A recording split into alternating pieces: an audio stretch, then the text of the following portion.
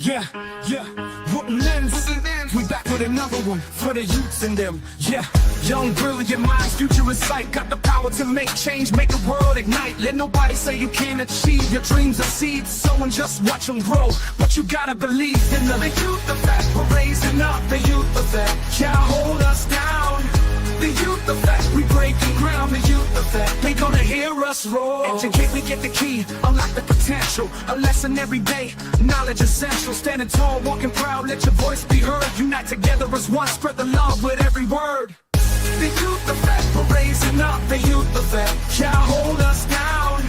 The youth effect, we breaking ground, the youth effect. They gonna hear us roar. Educate, we get the key, unlock the potential. A lesson every day, knowledge essential. Standing tall, walking proud, let your voice be heard. Unite together as one, spread the love with every word. The youth effect, we're raising up the youth effect. Can't hold us down. The youth effect, we breaking ground, the youth effect. They gonna hear us roar. Create, initiate, push through, no limits. Go ahead and live it up. Respect, positivity, you on your way. Break down walls, build bridges. Yeah. And it's another Monday. Thank you for joining us. It's the Youth Effect again. My name is Kathy Robinson Sayan. And thank you for spending another Monday and another hour and a half with us with your precious time, wherever you may be looking at us at Facebook, Instagram, SBE Radio, um, the YouTube. Thank you again. Excuse me. So, what do we do at the Youth Effect? It's the show where young voices, lived experiences, and powerful conversations inspire change and possibility. Tonight, on this episode, we will speak to courage, resilience, and the power of second chances. Our topic is strength in scars, sparks, and second chances, fueling the fight beyond a cancer diagnosis. Every year, thousands of young people face a diagnosis that changes their world overnight. But what we often don't hear enough about are the stories beyond the diagnosis. The strength found in scars, the sparks of hope that keep families going, and the second chances that inspire survivors to live with purpose. Today, we're joined by two incredible guests who bring science and lived experience to this conversation. We have Dr. Owen Gabriel from St. Lucia, who is an adult and pediatric oncologist, and I will soon give his whole bio. And we have Neve, who, since the age of 9, has been diagnosed with cancer. He's now 20. Talk about survivor. So we have, and Dr. Gabriel works with every day with young patients and families navigating cancer treatment. Neve will share this joy of resilience with us and how he uses the second chance to inspire others. So we're going to welcome our guest today. I believe Dr. Gabriel may be having some issues, but he will come in. Oh, he's here. Hi, Doc. Hi, Hi, Neve. Hi, how are you? I'm very well, thank you. How are you? Thank you so much for being here. I know how busy yours time is. And My pleasure. Anytime. okay, so Doc is here, so I'm gonna read his bio. Dr. Owen Gabriel is a practicing oncologist in the public and private sectors in St. Lucia, as well as the neighboring islands of St. Vincent for over 2 decades. He was the first national to serve as a resident specialist in the field of adult and pediatric oncology in St. Lucia. He shouldered the dual role as consultant oncologist and national laboratory director at the Victoria Hospital for over 10 years. He also applied his skills in the public health sector, diligently serving as a national focal point for cancer prevention and control activities. His experience in public health afforded him opportunities to work as a consultant on the PAHO and the IAEA for the development and implementation of National Cancer Prevention and Control Programs in Trinidad and Tobago and Guyana. He completed the Palliative Care Education and Practice program at Harvard and a fellowship in palliative care at St. Christopher's Hospital in the UK. He is currently working with the Ministry of Health in St. Lucia to provide palliative care service throughout the island. Dr. Gabriel is well published internationally in some of the most reputable peer reviewed journals. He continues to work with researchers from Africa, Canada, and the USA.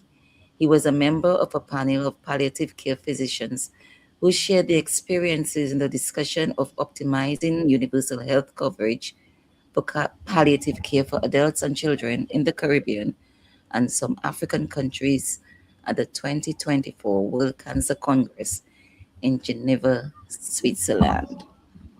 That's Dr. Owen Gabriel from St. Lucia. So, gentlemen, it's an honor to have you all here today. And I'm going to start with our guest of most honor. Of course, you're a guest of honor, or guest of most honor, Mr. Navi Leon. Nave, could you introduce yourself again to our listening audience and tell them a little bit about yourself? Okay, no problem. Hi, good night. My name is Novi Leo, a cancer survivor. I'm 20 years of age. I live in Sufa right now. I study at the South Louis Community College. I study electrical engineering, sorry. And I'm also a certified audio engineer. I also play football in my spare time. Okay. Thank you so much. How much spare time is that though? Between Um, studying and freelancing? Usually on the weekends, on Sundays. Okay. Thank you. Dr. Gabriel, what about you? How has it, the general atmosphere been in working with young children, particular in the cancer area? You heard me? Oh, I wish I were as coordinated as Novea is. He's juggling many roles here. Certainly in oncology and healthcare, it's always challenging to to see about persons with illnesses that we would consider life threatening, and certainly impacting on not just the patient but the patient's family. So, in situations of low resource settings like our island in the Caribbean, it's always a difficult and an overwhelming endeavor to go through the process of diagnosis, treatment in our setting. So in the majority of cases, as Nave will tell you later on, we have to send our patients overseas for true treatment, life-saving treatment, curative treatment.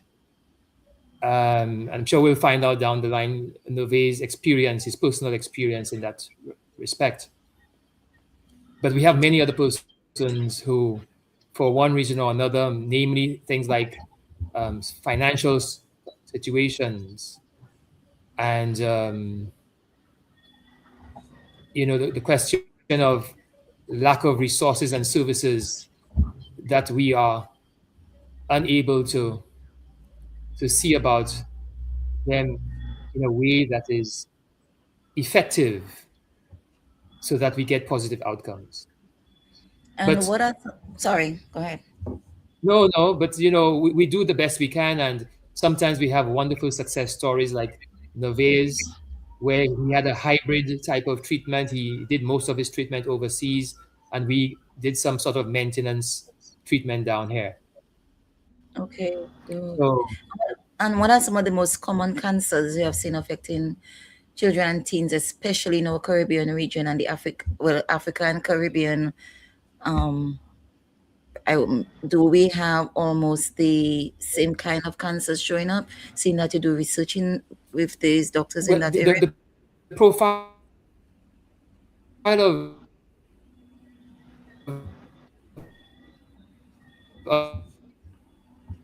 Oh, we're of having some technical difficulties, Doctor.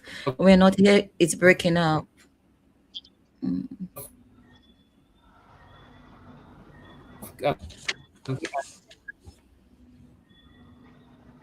We didn't catch that. You broke up. You could try to repeat it again, please.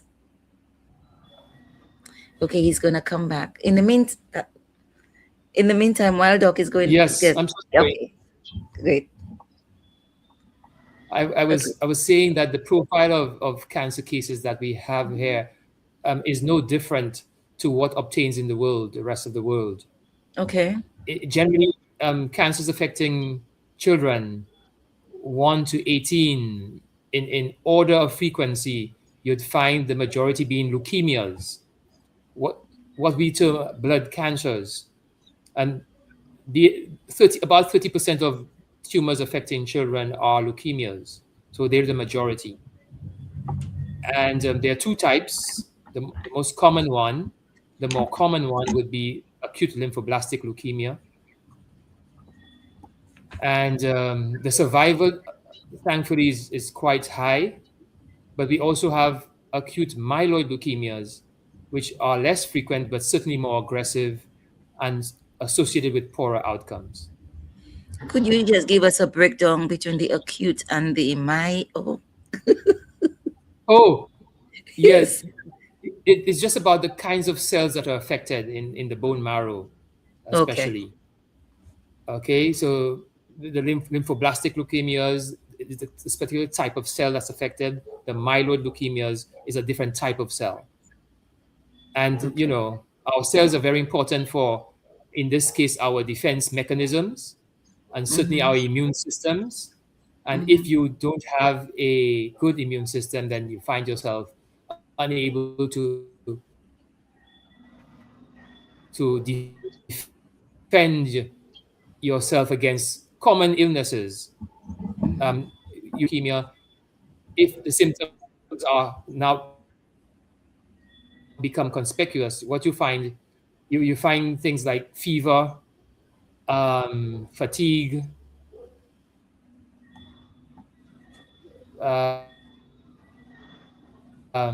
sometimes eyelids are affected. You have easy bruising. Some of our patients develop lymph Okay, nodes. So there are multiple scenarios. Unfortunately, a lot of times they can present without very clear symptoms, and we miss them in that respect. okay. We're gonna come back to the symptoms that we miss because, especially in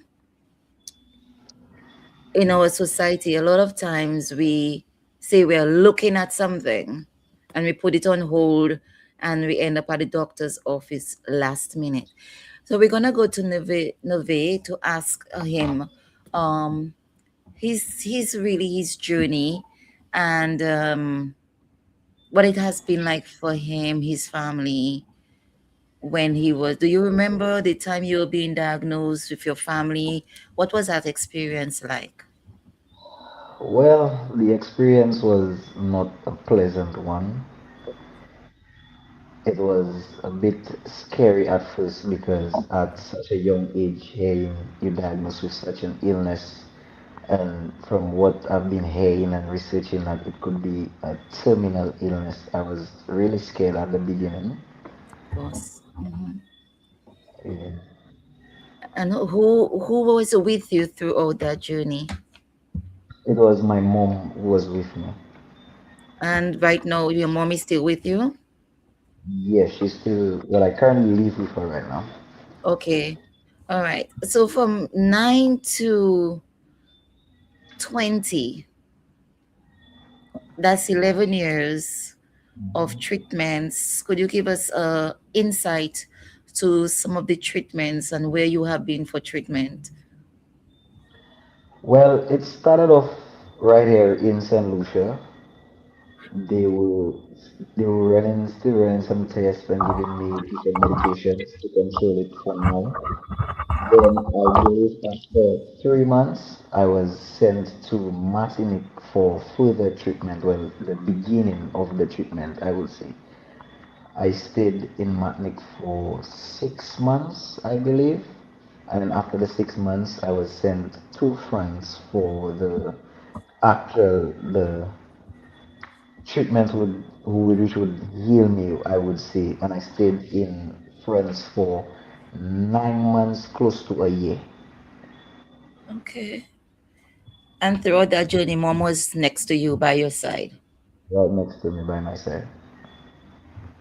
How did you so what is the status of your cancer right now?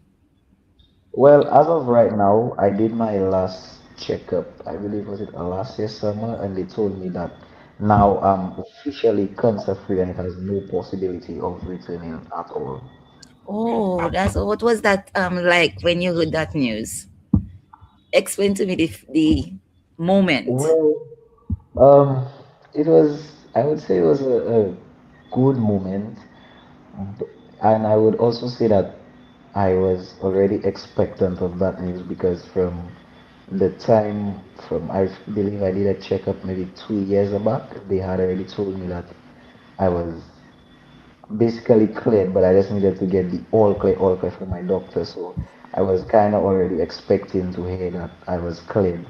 But him saying that it would not come back was, I guess, a bit of a surprise to me because whilst I was in France, a young boy, he was diagnosed, he was cured, returned to his home country, and when he returned to his home country, he sadly succumbed to the cancer. So I was not expecting him to tell me that in my case he could never come back. Okay, okay. What has been your most remembered experience during that treatment period? It was one experience that stands out. Well, I would say the one experience is basically when during treatment I kind of had some issues, so I got a hole in my small intestine. Mm. That was extremely painful, and I had to go for surgery to get it sewed up and closed. So that was the one moment that really got me. Okay. And then in post, other than hearing a confirmation of the diagnosis, or it's not that diagnosis before, what do you call the news of after doc? You diagnose, but when you give, so he got the news that his Was in cancer. remission. Okay, so he's in Remission remission. Okay, so being in remission, how have you been the past year? What has the feeling been like? No treatments. I would say I've been feeling great. The not having to do the treatment anymore is it has my body feeling livelier and healthier, I guess. Okay, and during Yeah. treatment, how was it feeling? You say livelier, but could you give us a what this so we can see it in our mind's eye? During treatment, it was extremely rough. There were days where I would not even be able to get out of bed. I would be in bed the whole day, hooked up to machines, getting treatment pumped into my bloodstreams. It would take a toll of my body. Sometimes I would be extremely tired. Sometimes I would not even be able to eat during said treatments. So it took a big toll on my body. And at that time, did you have what were your dreams like? Did you have any dreams of where you're gonna be, what you're gonna do? Well, at the time I was more dreaming that I would make it out alive and that I would once be able to say that I'm cancer free. And what is your dream now? Seeing you have accomplished that. Well, my dream now, well, I kind of already fulfilled one of my dreams, which was becoming an audio engineer. Hmm. when I came back to St. Lucia, there's one thing that I took a love for. Like I just had that natural love for music, so I decided to pursue it. And now I would say that that's one of my dreams that I have fulfilled. My other dream would be basically to encourage, to continue what I do and encourage young people who has cancer, to let them know that it may not be over, that God is the only one who has the final say of whether or not you're returning or not. Okay. So you find your strength in faith. Yes. And did you did your perspective shift? Okay, was there anything that you thought of life before treatment or during treatment that is different now after treatment? Well, what I can say is, I would say that now it kind of allowed me to see life in a different perspective, knowing that I was once on a hospital bed, not knowing if I could have make it or not, or if I would be able to go back home to see my family. So now I tend to kind of see life in a different perspective, meaning that we may not know what we may have, what we may face. So now we have to try and make the most out of the life that we have now, because we may never know what can go wrong or what can happen. Everything happens in the blink of an eye, In the blink of an eye, and we can lose people. very quickly. How has that impacted on you in your relationships? Uh, well, it hasn't really impacted me because a lot of people know I had cancer, but most people don't even remember that I had cancer Okay. because it's been so long. So most people, if I tell them I had it, they would be so surprised. They'd be like, "You don't even look like you had cancer at all." Okay. And then I would have to tell them how far back it was, and they're like, Mm-hmm. "Okay, yeah." Good job. So in that case, Doc, back to you. You were talking about the symptoms, the clear symptoms. What are some early signs or symptoms that families should pay attention to?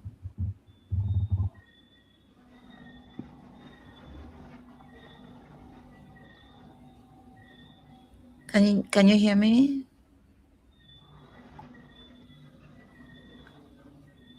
Hello? Can you hear me? Well, I mean, Okay. the interesting thing about all of this is that if it oh, I'm sorry, I'm not sure what's happening. I was suggesting that if it happens as it happens in young children, sometimes it's hard to pinpoint a particular characteristic. So a lot Okay. of times it's the parent who recognizes, depending on what the cancer is, or sometimes the teachers in the classroom. Okay. So, for instance, especially in leukemias, you, because a lot of times the children develop fatigue as one of the presenting symptoms, listlessness. They sleeping in the class during the class, not very focused or attentive, and maybe they were not that way before. Sometimes it's the teacher who identifies that there's something different with that child. Okay. I was going to say that the second most common cancers in children were brain tumors. And in that case, what happens that's frequently we find that the parent I says that the child is walking in an unstable manner, or they falling easily when they running or walking, an unstable gait, we call that. And that leads us to makes the parent take that child to the pediatrician, and when they undergo the investigation, they identify these symptoms. The third most common cancer is are lymphomas, which is also a blood-related cancer of a different type. And in that one, frequently children present with glands, also known as lymph nodes, presenting sometimes around the neck, in the armpit area, sometimes in the abdomen, sometimes around the groin area. So when the parent is bathing that child, they feel those new areas of swelling. parent will describe as swelling in those areas.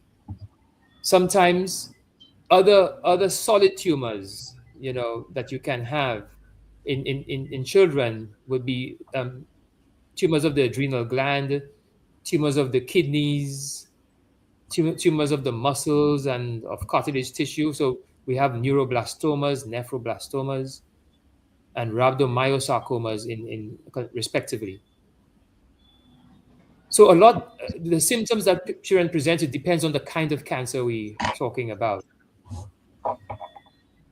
So the idea is for the parent to be very vigilant of any changes that may arise in in their children, and do the best they can to take them to the pediatrician early.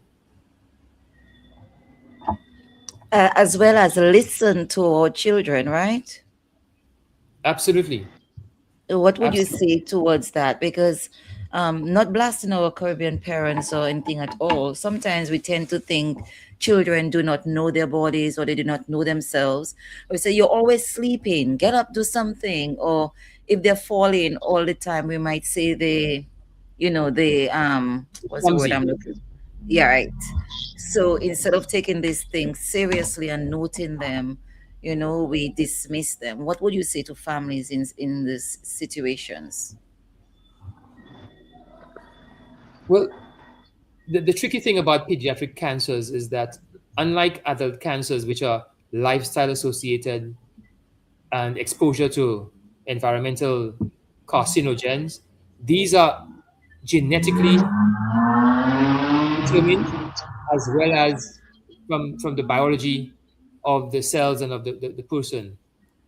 So it is sometimes it is important to understand your child and the whole the whole concept of the child, not just the way the child's um, behaves, but how the child relates to you. So sometimes the children become withdrawn because they're having this pain, and if mommy or daddy is downplaying that, oh, you always have a headache. Why you always have a headache? Why don't you do your homework, or why don't you study, or why don't you read? Maybe it is that there's something growing in the brain of that child that is preventing that child from being able to focus and be stable and settled. So the first thing is that parents have to be educated about the possible signs and symptoms that may arise in a child with cancer or any illness at all. And now there's lots of information on the internet about those signs and symptoms. So it's easy to access that information. And obviously you can also go to your healthcare provider, your nurse, or your family physician. And what are the latest advancements in treatment that we use in the Caribbean that's available to us?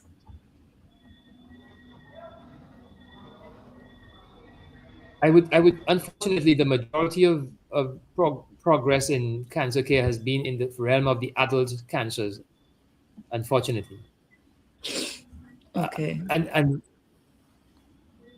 And this is especially true because of the nature of the illnesses, that the cancers that affect children.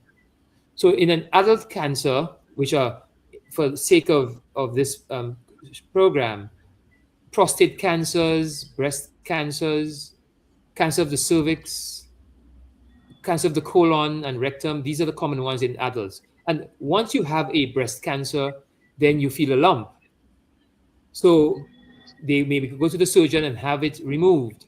And that is an important component of the whole treatment plan.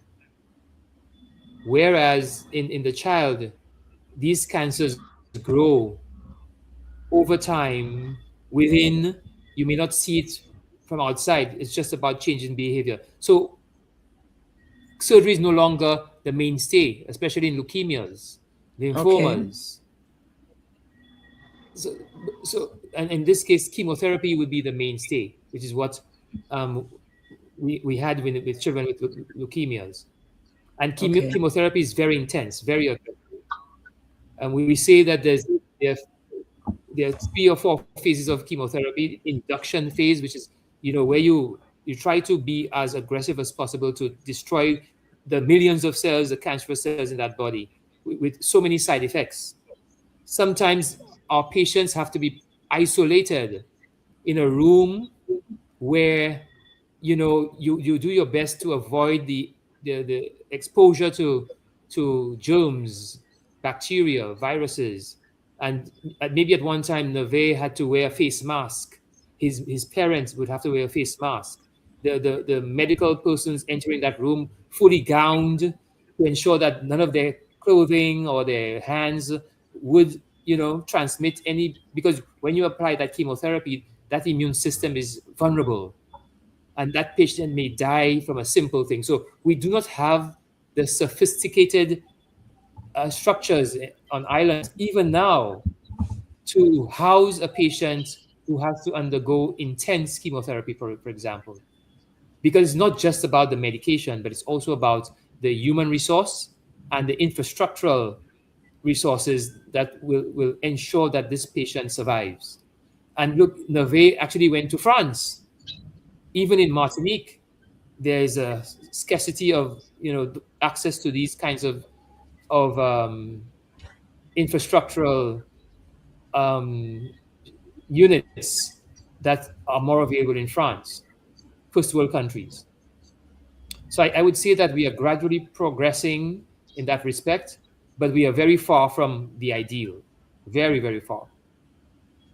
Great, good, good. Yeah, a lot of work for us to do. Uh, Nevaeh, have you experienced any side effects from your chemotherapy? When you say experience, you mean back when I was doing it or now, presently? When and now? Okay, so back when I was doing it, there was a lot of side effects. One was when I told you about the hole in my small intestine. There Mm-hmm. was once it damaged my penile area where I had to be wearing Pampers for maybe a month, 2 months. Okay. There were ones it kind of took away my appetite, so I was severely underweight. I had to be fed through a tube which ran through my nose. Okay. Now I don't experience any side effects at all from it. Doc, is there any research that says that there might be long-term effects from chemotherapy? I'm very surprised that Neve doesn't mention the hair loss. Well, yeah, the hair loss also. It was everything was gone, every single thing. Okay, I see he now has a full head of Yes, hair yeah, he's now. growing his So is not that his. sort of compensation? That's right. You know, I mean, the alopecia is one of the significant side effects of chemotherapy, and I'm sure Neve would have his pictures of him being bald as a young man, a young boy. Mhm. Um, Still use them up to the like today. yes. Okay. And so looking back on those times, the pictures before and your pictures now, what would you share with the young teens or adolescents who are going through this period of diagnosis and treatment right now? Well, the main thing would be the hair loss. I would say that it's hair. It grows back. It's not temporarily gone. So if maybe you lose your hair now and you feel like, okay, I don't want to go outside, I don't want to be seen in public because I don't know where, it grows back. It does not stay bald forever. It's only because that the chemo is extremely harsh. It takes away your hair. But it grows back, and I would say if your body looks a different way, it's not forever. You will be back to your normal self within the years so that you may feel and also look as comfortable as you did before.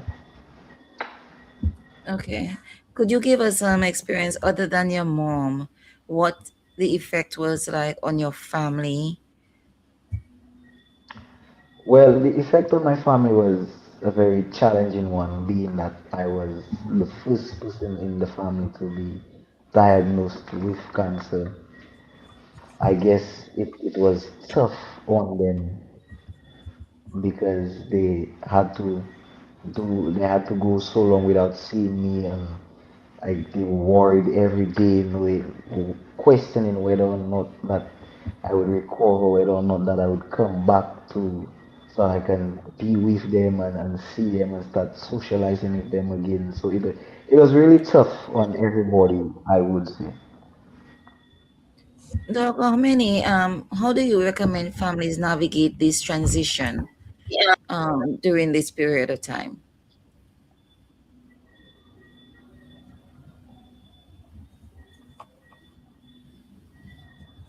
We have a slight delay.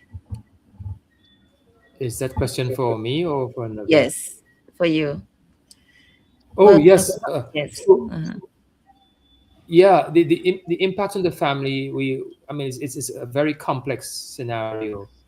So sometimes the breadwinner has to take time off work to be there with the sick child. That's the first thing.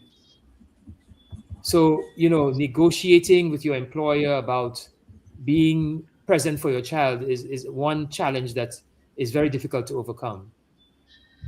The second thing is about displacement. In the case of Nevaeh, that he had to leave St. Lucia to go somewhere else for an extended period of time, away from the family. And sometimes part of the family has to accompany him. And Mhm. for instance, even the language challenge, Yeah. he's in France, a different language, a different culture, a different Mhm. temperature, a different Mhm. way of seeing things and living. So Mhm. imagine trying to deal with an illness already that is so, overwhelming for your body, your organism. Just getting out of bed is a task. Then also dealing with that emotional, spiritual loss of that relationship with your family, your loved ones. So in modern day oncology, and certainly with palliative care, we emphasize seeing the whole of the person. So seeing about the patient, the suffering and pain of the patient and family. Pain is not just a physical pain. Pain can be emotional, spiritual, Mhm. in some financial, in Yeah. some cases here. So we have to see that the whole of the person, so that we address the issues that will cause them suffering. So before the patient starts the journey of cancer treatment, we have a meeting with all the relevant players, the pediatrician, the radiation, um, the radiation oncologists, if there's radiation involved, the surgeon, if there's surgery involved, the nutritionist. Remember, Neve lost weight because he couldn't eat at the time. Your spiritual counselor, if you have one, and we in fact and we encourage people to have that, the involvement of their spiritual support, whether it's their church or a pastor or priest, but we encourage it because the strength to fight is more important than the disease, the illness itself, and the medication. You have to have these things, in balance, so that the patient does not give up along the way, which has happened many times, where our patients drop out of treatment because it's just too hard for them to continue without all the parameters in place for them to feel comfortable, because you're out of your comfort zone, not just physically, but mentally and spiritually. You're no longer dealing with the norm. And obviously, the elephant in the room is that he had to be separated from his school friends and his classes and his teachers for an extended Mhm. period of time. In most hospitals around the world where pediatric oncology patients have been, there's a there's there are teachers within the hospital, and classes are offered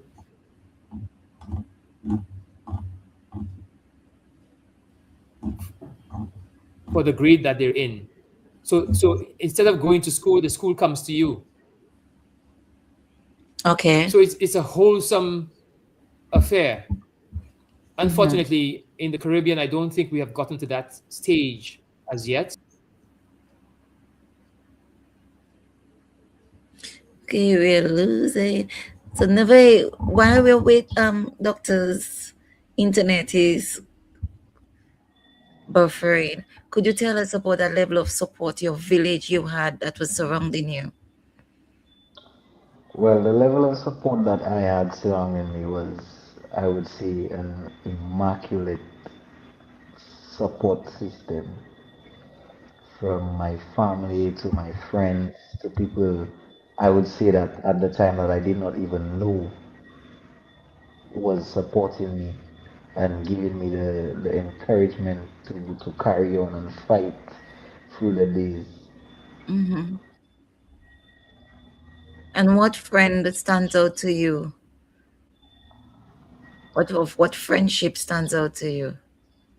Um, I would say, well, with me, I tend to call the well, my siblings and I, we tend to call it, we have a friendship.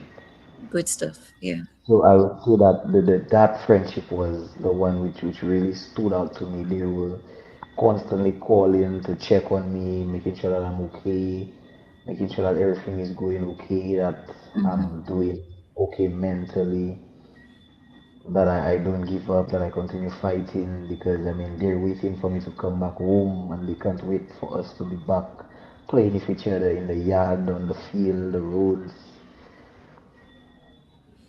Dr. Gabriel mentioned, as you said, fighting. That strength to fight is more important. And we hear a lot of people saying that don't give up, you have to keep on fighting. And sometimes some of us can be on the other end and say, well, it's cancer, and we can tend to be negative on that side of it. What would you say? How would you describe a moment in fighting mode? Um, a moment in fighting mode, I would say, is basically where you would not allow the circumstances to take over you, that you just have to stay strong and not allow, I would say, the pressure of, okay, that I have cancer, I have to take treatment, I have to um, be strong. Like it tends to take a lot from you, so you have to be, I would say, strong, so that you would say, okay, like my family is waiting for me back home, so I need to be strong. I need to allow my body to take the treatment that they're giving me so that I can get better. These sort of things. So a good thoughts, to be conscious Yeah, of good thoughts going good through your thoughts. Yeah. mind, and remembering also relying on the relationship that you have with your Yes. family. So that says a lot about the relationship and support systems that help in that fight, right, Doc? Absolutely. And obviously, part of this process is also having a cadre of healthcare professionals who are capable.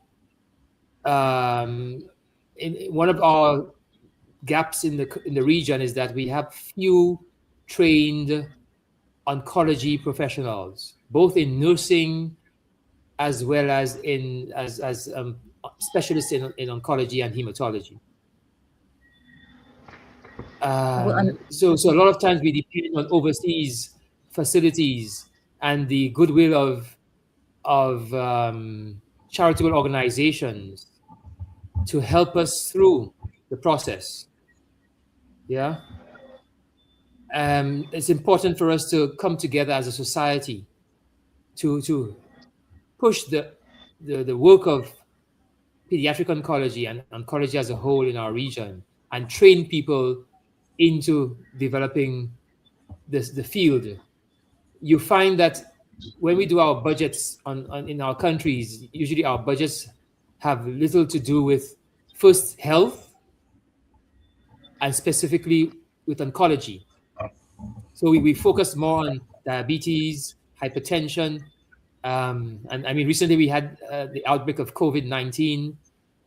Sometimes we have these individual illnesses coming about. There's a because of the impact of it, people tend to rally to try to sort that situation out. But the truth is, cancer is an epidemic for a long time.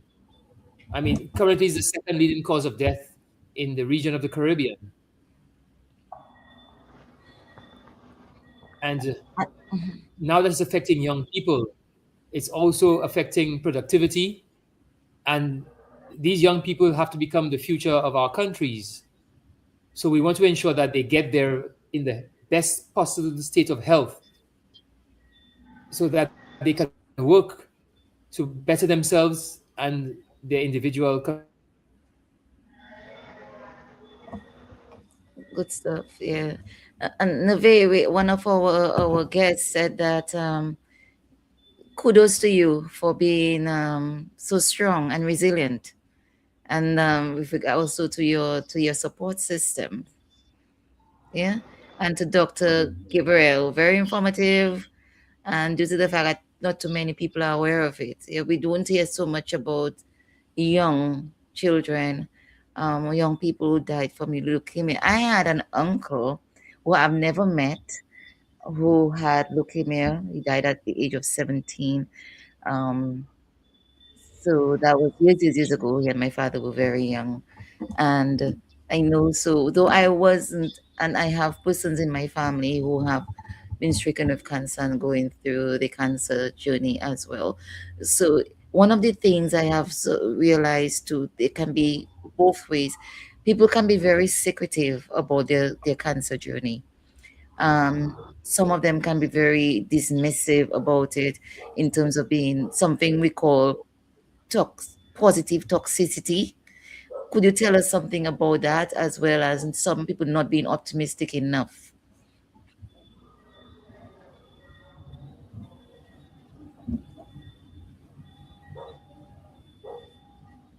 If that were directed towards me, I didn't hear all of it, but I understand that there's a lot of stigma attached to cancer, unfortunately. Mm-hmm. And also in our setting, there's still the superstitious factor that some cancers are a curse on that person or on their family. So that prevents a more targeted and strategic approach to dealing with that cancer, because a lot of our parents sometimes seek supernatural alternatives before they come to the doctor. In our setting, they will take their children to be rubbed down, so to speak, by one of the persons who are trained in a certain type of alternative health. And by the time the patients reach our doors, it's sometimes too late. Mm-hmm. I do not discount the role of, because if you look at holistic medicine, you want to incorporate everything that can help our patients. But I think it's important to ensure that your child gets the proper attention from the onset, and that your doctor and the healthcare team are aware of any other medications, natural, herbal, or otherwise, that the patient may be taking, which could interfere with the medications that we administer to that patient. And sometimes we have outcomes that we're unaware of why the patient didn't do well. Sometimes it's because they were doing other things that we were unaware of. So they're very secretive about what they're taking sometimes. Mm-hmm. And I think it has led to a lot of negative outcomes once the treating parties are not aware of each other's involvement in the patient's management. At the very minimal, if you have chosen that way, please let your healthcare team know what is being taken and how it's taken and what the effects are. The transparency is extremely critical, especially in the Absolutely. early stages of the illness. Yeah. So early detection usually helps with survivorship. Absolutely. What is the most Absolutely. aggressive cancer we've seen in children? Well, I would say I think I would say the acute myeloid leukemias, very poor survival. Uh, Unlike in lymphoblastic leukemias, where we have a very high survival rate among children. Okay. A lot of brain tumors, because we unable to administer proper surgery or radiotherapy if needed. So the brain tumors, I mean, are not just aggressive but debilitating, because they transform the child into a being that they're unable to play as children would play, because of the nerves are affected, and they're unable to walk, maybe they're unable to speak. They may have strabismus. The eyes may be directed to one side or another. All the things of your senses are affected, depending on where the tumor is and what kind Okay. of tumor it is. Which brings us So I'm, back. I'm yes. Go on. Saying which brings us back to parents really being diligent, extremely so, in the observation of their children and listening to their children, um, trusting that what the child says is true. And if not so, whether or not you believe it, take the child to test. It's better to be safe than sorry. Absolutely. Hmm. Yes. Okay. So, um, we're going to, I want to say thank you again to Dr. Gabriel and Neve for being here with us. I know Dr. Gabriel is always on one plane or the other, doing one thing or the other, and in one committee or the other. So I want to thank you so very much for putting that time aside, to be spending it with us to educate us on the importance of care, mental care, healthcare observations, and taking preventive action, and listening to our young people, which is something that we need to keep on resounding in our particular society, for sure. So during that time, we're gonna ask you, our audience, thank you so much also for putting that time aside to spend it with us, and just hold on with us. We're gonna take a break while we listen to our sponsors. Absolutely. Thank you. Thank you.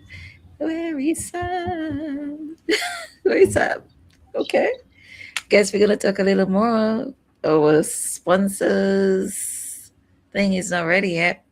Okay. In the meantime, until we get to our sponsor break, Doc, could you give us one particular experience that resounds with you with in taking care of the children and or adolescents?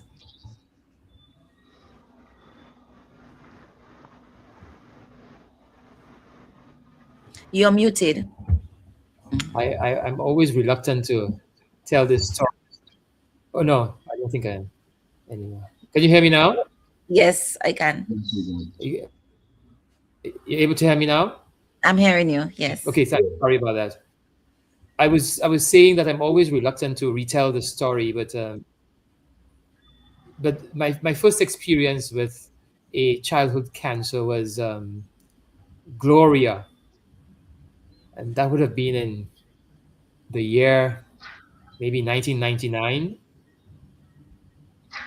So Gloria came into the emergency room, and she was a lively 5-year-old, 6-year-old with a brain tumor. She had had radiotherapy to her brain tumor.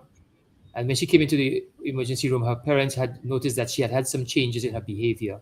She's a very bubbly child. So she came into the emergency room, and Gloria sang to me. She sang, whatever songs that she liked that night. We barely spoke about the illness. So I was just listening to her songs, and assessing her in the meantime.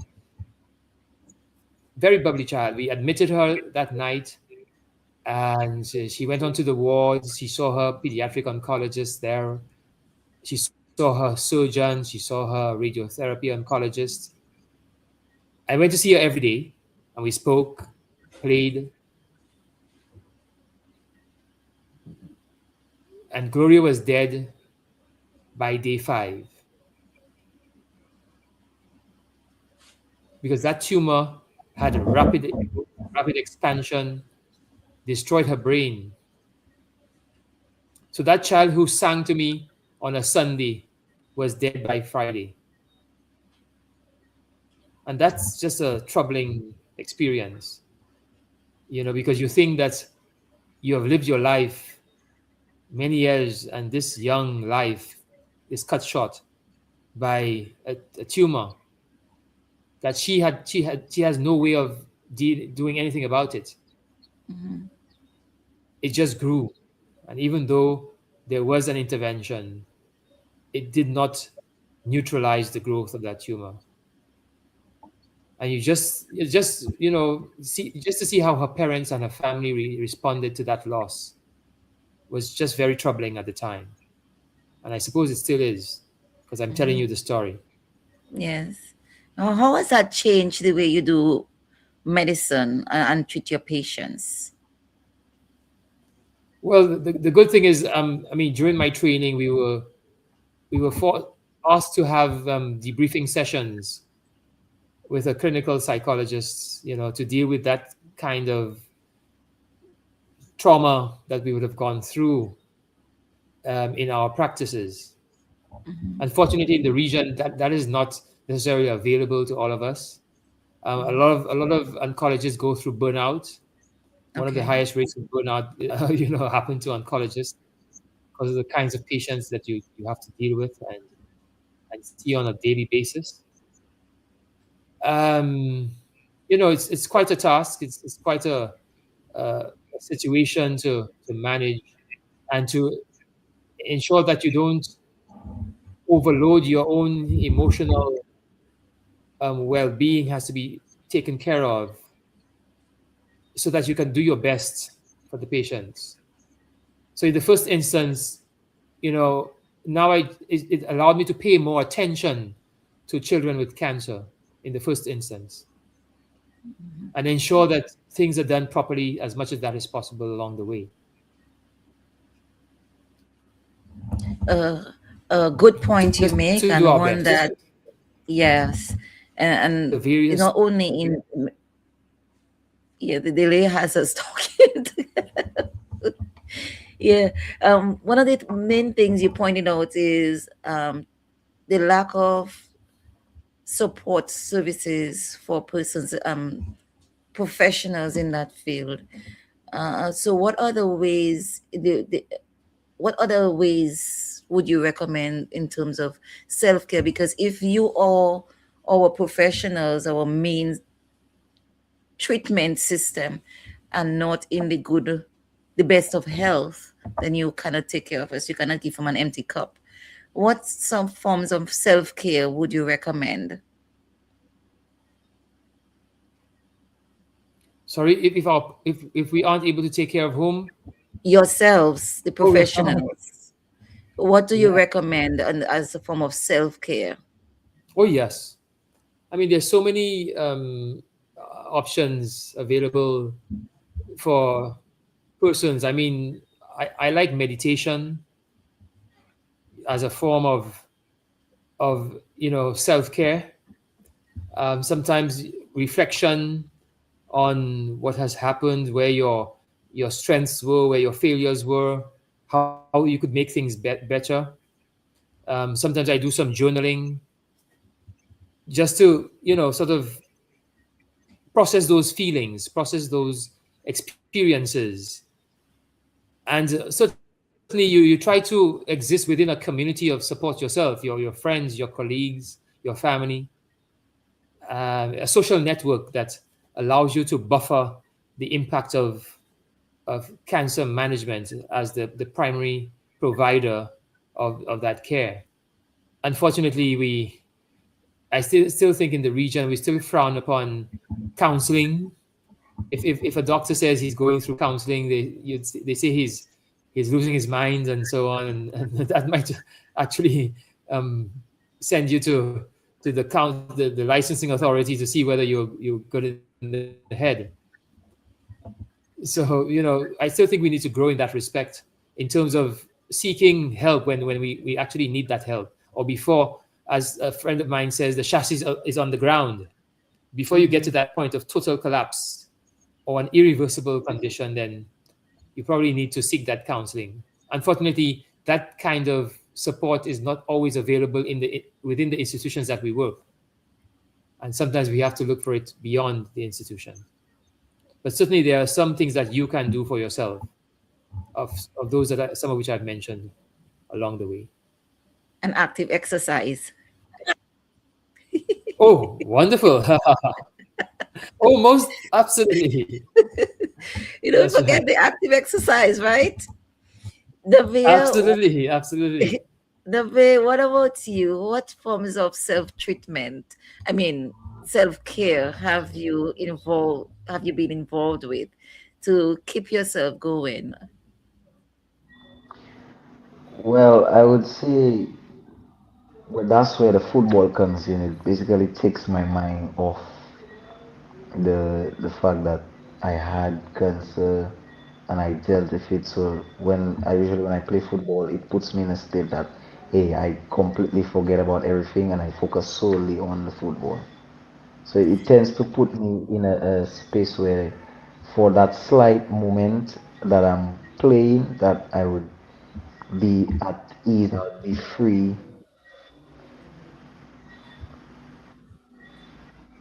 Yes, and one of our nurses. Hey, thank you so much for being here. She's listening to music. That usually helps her when she has a tough days in trauma. So with that, thank you. Stay. We're going to go for our break. Yes, it's another great avenue for healing. So let's take a word from our sponsors right now. Stay tuned.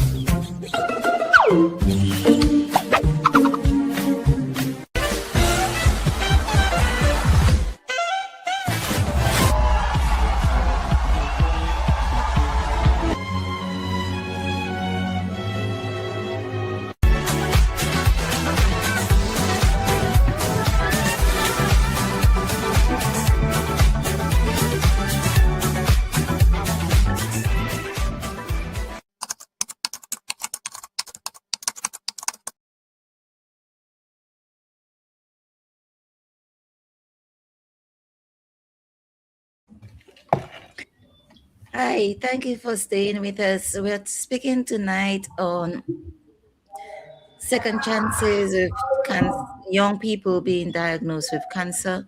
According to the World Health Organization, we have about 400,000 children and adolescents between the ages of 0 to 19 who are diagnosed with cancer worldwide each year. And roughly 105,000 of these children die from cancer globally. That means a child is diagnosed with cancer approximately every 4 minutes worldwide. But around 90% of childhood cancer cases occur in low and middle income countries.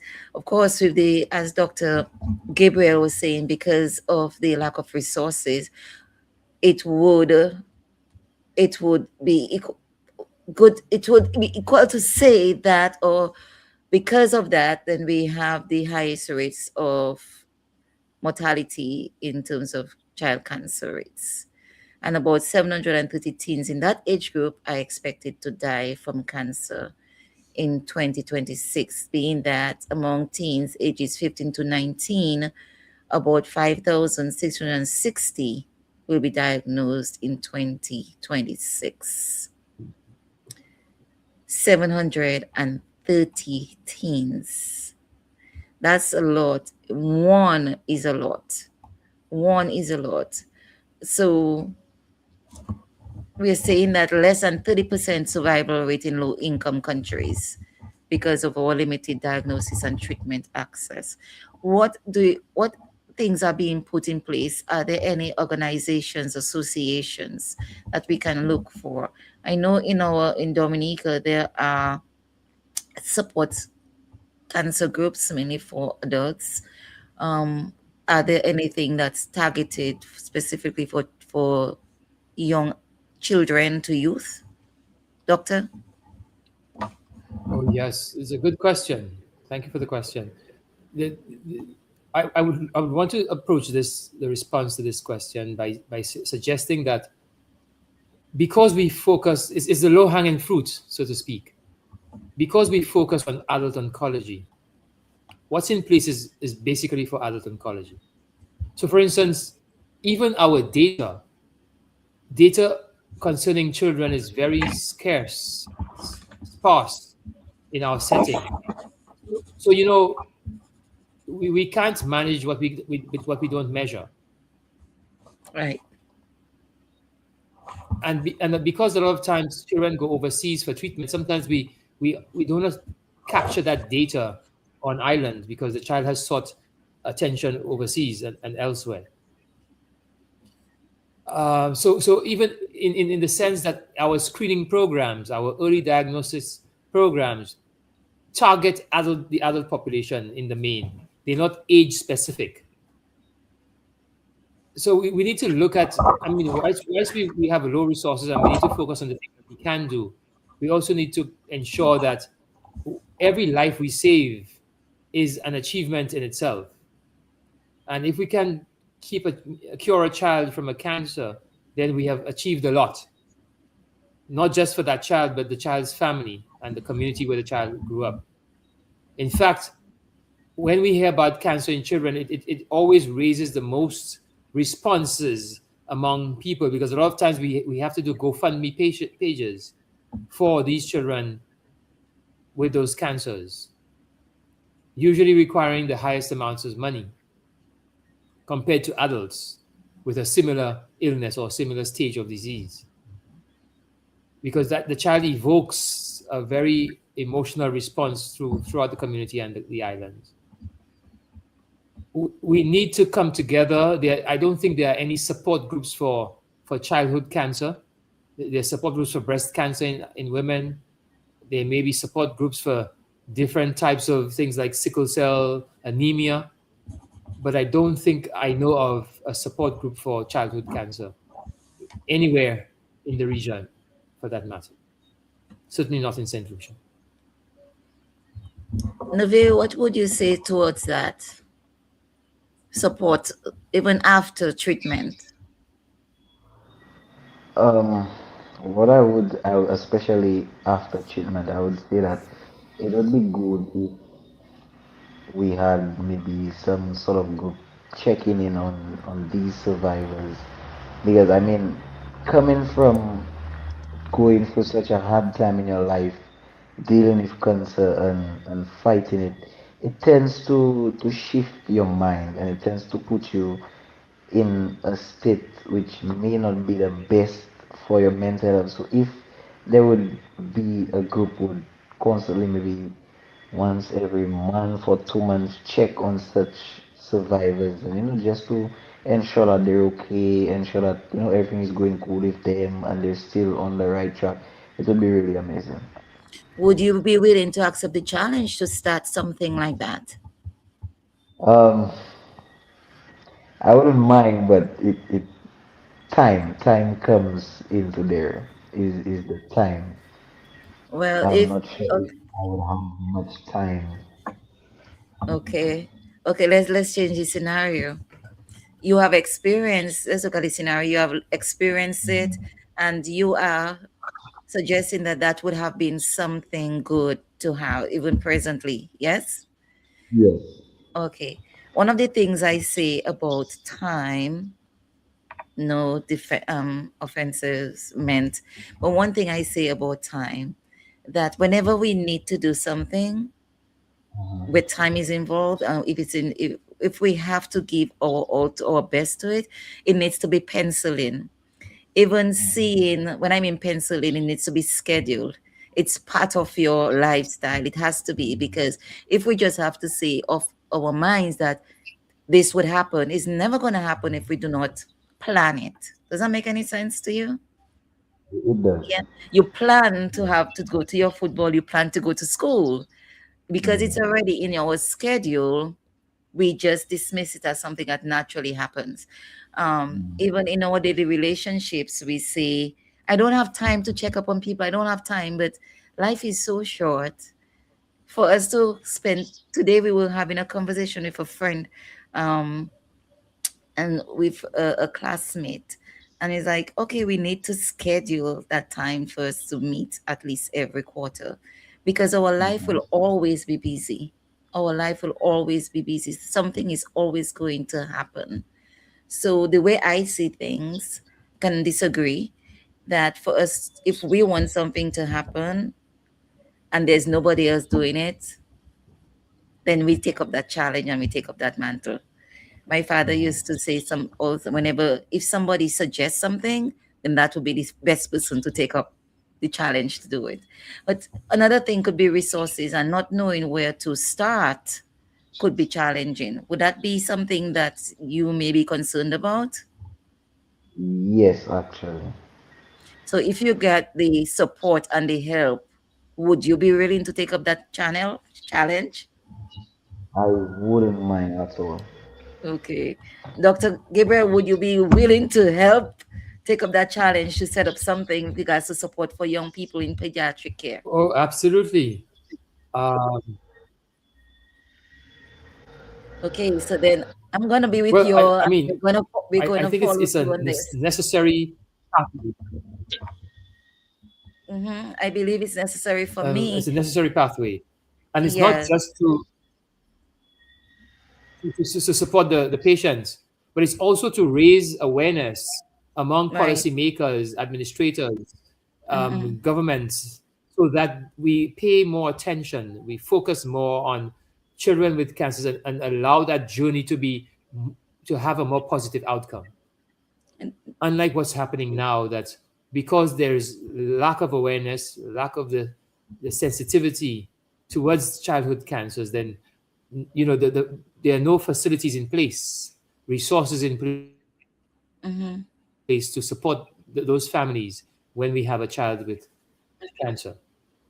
So that organization, that group will do well, not just to help patients through the journey, but also help the families and the communities get that outcome that we all want, like in the case of Navea, in his situation when he was sick at the time.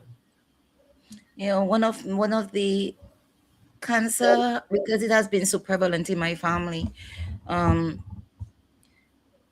has been in the back of my mind a lot. And one of my main charity that I support for the past couple of years is the St. Jude's Children's Research Hospital. $25 can go a long way in helping the research for children. With, as you rightly said earlier, so much focus is placed on adults and women, particularly, that we tend to forget that children are just as critical. Your voices, the experiences are just as critical in the dynamics of our life. So we're gonna take up that challenge. And anybody who's out there listening to us, I saw our nurse out there who is involved in trauma. Maybe she can give us some good input.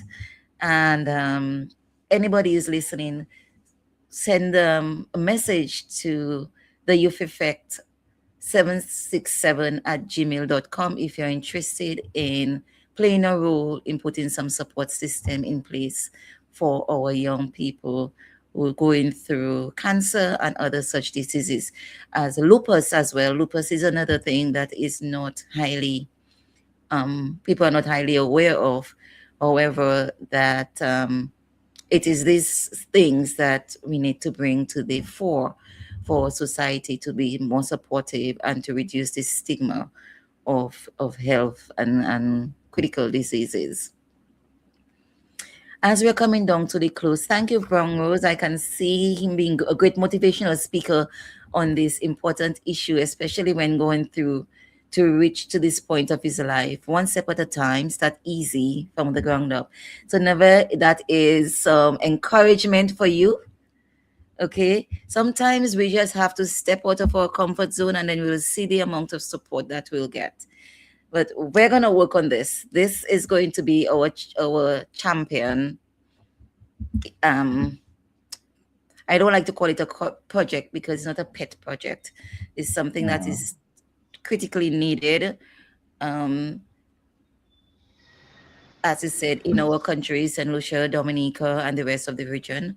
And if there are other supporting groups and we would like to know about it and make it a lot, offer those level of services to other patients in the Caribbean. We're at 16 past 9 now, and we're coming down to our last minutes. What would you like to share with both young people and the adults who are listening?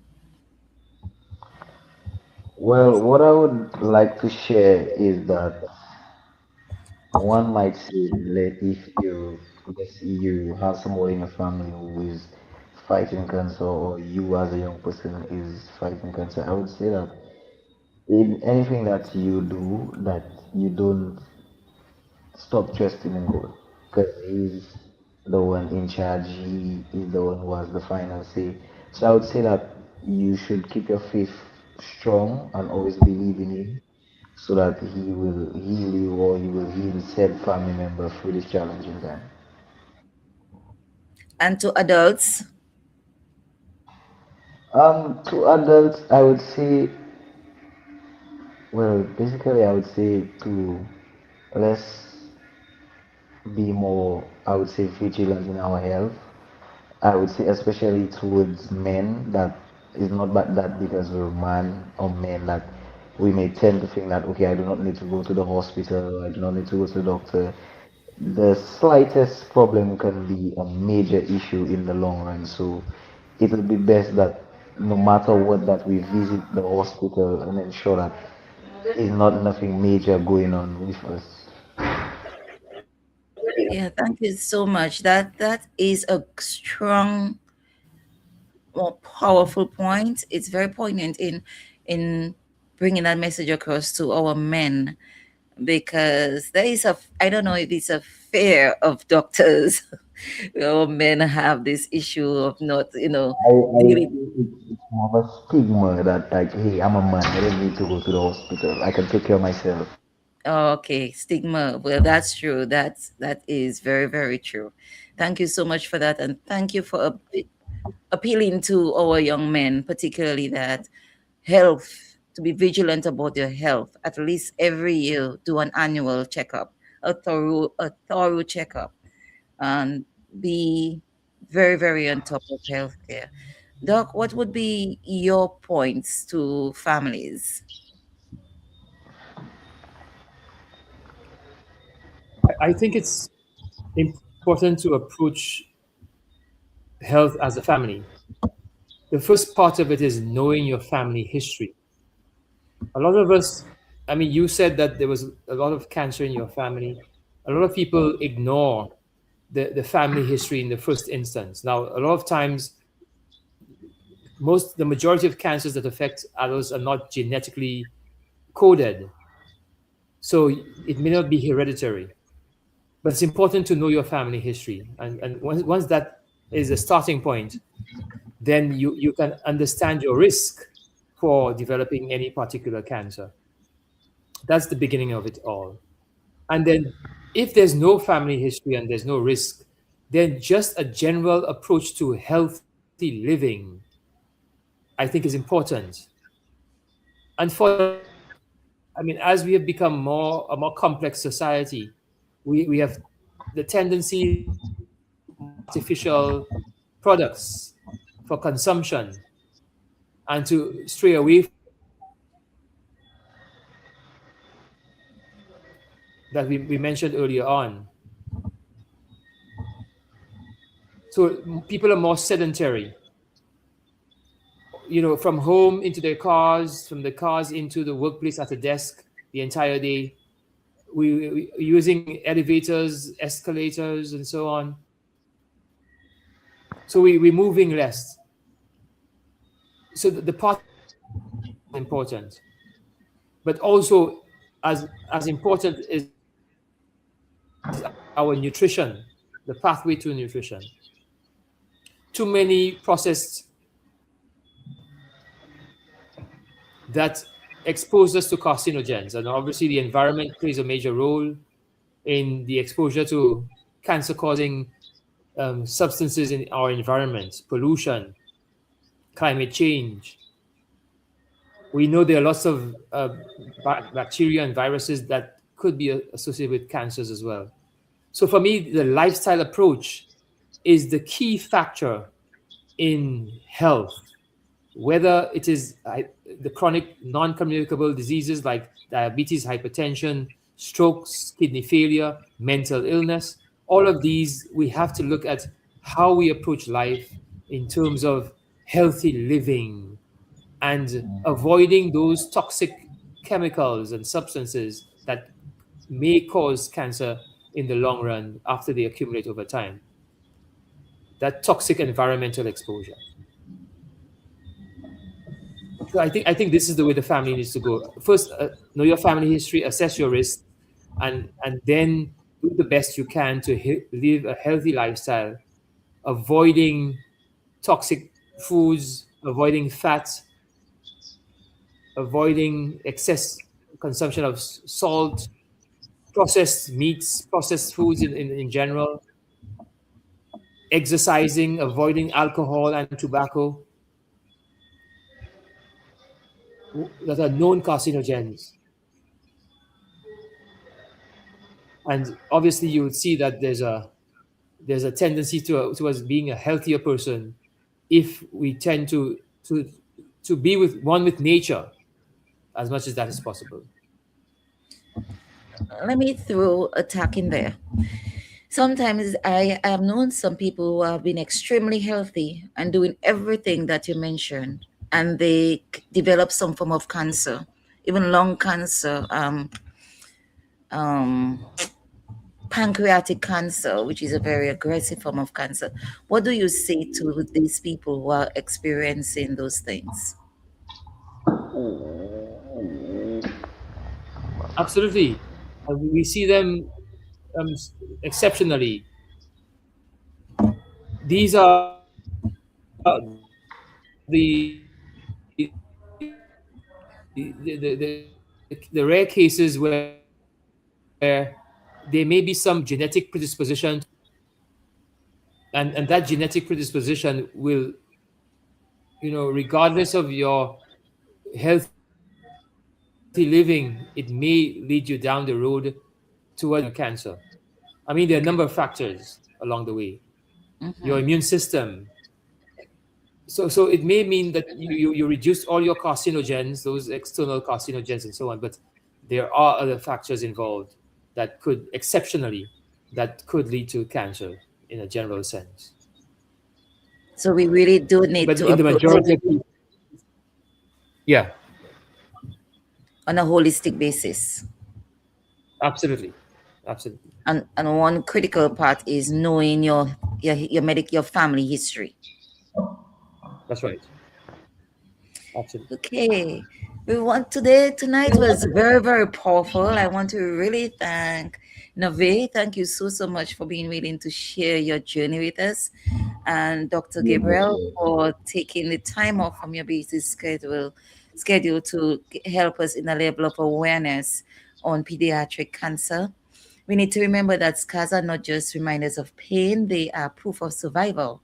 Sparks of hope can come from doctors, families, friends, and even strangers. And second chances remind us that every day is an opportunity to live with purpose. Today we could have been having a bad day. Tomorrow or the next moment is a new moment. To every young fighter watching today, your story is not defined by a diagnosis. Your courage, your resilience, and your dreams are what define you. Thank you all to all of you as well who are listening to us, who keeps on supporting us. Remember that the children are with us presently, our future. As I said last week, I don't like to say our future, tomorrow future. Our future is now. And now that's what we are building on. Let us keep in mind that the children who are suffering all over the world with cancer, with lupus, and other illnesses, and the support one way or the other that we can provide. We may not be able to be an activist, but there is something that we can do, even though it's a prayer, even though it's reaching out and giving $25 once a year to a research group. Also, giving suggestions, even if you cannot do it yourself, you can give a suggestion to someone who can start the ball rolling. Remember, as we said, according to the WHO, every 4 minutes somewhere in the world, a child is diagnosed with cancer. But today, thankfully, more young people are surviving than ever before. Let's keep up those statistics by being part of that village that helps families to take care of themselves, to support them emotionally, spiritually, and physically in all other ways that we can help them. And as well, do your medical checks, do your annual health checks. Listen, observe your children, trust them, understand them, and take the first step in prevention. Having said this, remember you are watching the Youth Effect, where you get all this information for us to provide that level of support for our young people, to give them that conduit for them to narrate their own stories. I am Kathy Robinson Sayan. Thank you so much for giving me the support every Monday night and listening to us and being there with us and for us.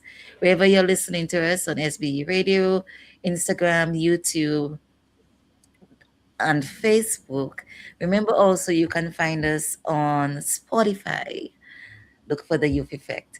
Thank you so much again. Remember to email us at theyoutheffect767@gmail.com with your suggestions, with any levels of advocacy you want to see, which happens for our young people in our countries, in the region, and anywhere else that is your community. Thank you and have an awesome, awesome week. See you next week, God willing, for another awesome program focusing on our youth voices. Good night. Yeah, yeah, Woodlands, we back with another one for the youths in them. Yeah, young, brilliant minds, future in sight, got the power to make change, make the world ignite. Let nobody say you can't achieve your dreams are seeds, someone just watch them grow. But you gotta believe in the youth effect. We're raising up the youth effect. Can't hold us down. The youth effect, we breaking ground. The youth effect, they gonna hear us roar. Educate, we get the key, unlock the potential. A lesson every day, knowledge essential. Standing tall, walking proud, let your voice be heard. Unite together as one, spread the love with every word. The youth effect, we're raising up. The youth effect, can't hold us down.